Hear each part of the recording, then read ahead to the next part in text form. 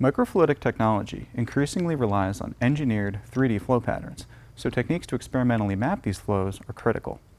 Our interest in this area stems from our lab's advances in microfluidics for single-cell genomics, such as in magnetic droplet purification of bead-bound mRNAs and single-cell encapsulation. In both of these technologies, the performance is dependent on harnessing 3D flow. We've developed a simple and accessible tool for 3D flow mapping, requiring only a bright field microscope and a high-speed camera.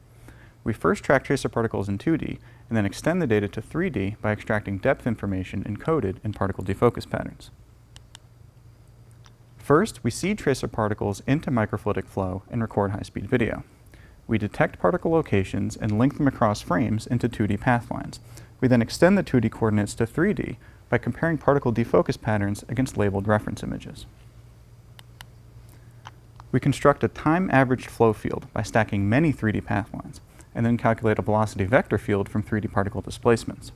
Lastly, we lattice average the vector field to smooth out errors and noise.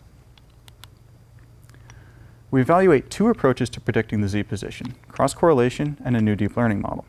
Cross-correlation computes a similarity coefficient between test and reference images, and outputs a Z value based on maximum similarity.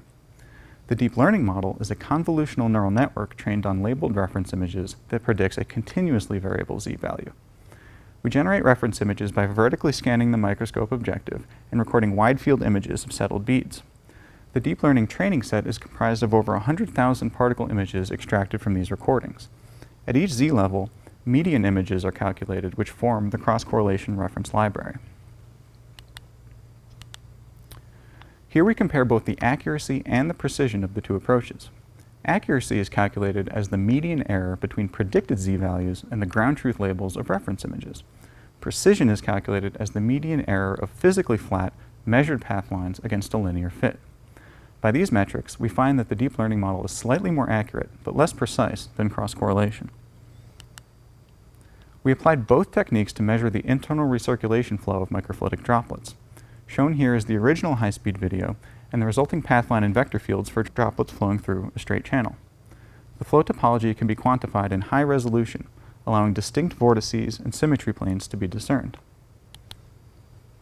Shown here are similar results for droplets flowing through a semicircular curved channel, which are common in reagent mixing applications due to the vortex asymmetry and streamline crossing they induce in the internal recirculation. Our results clearly display these effects. There is a wide inner vortex and a narrower outer vortex, and a counterclockwise stirring effect can be seen. Moving forward, the performance of the technique could be improved through training on more diverse image sets or by using alternative network topologies. We also intend to test the alternative Z prediction algorithms such as Gaussian processes. Thank you.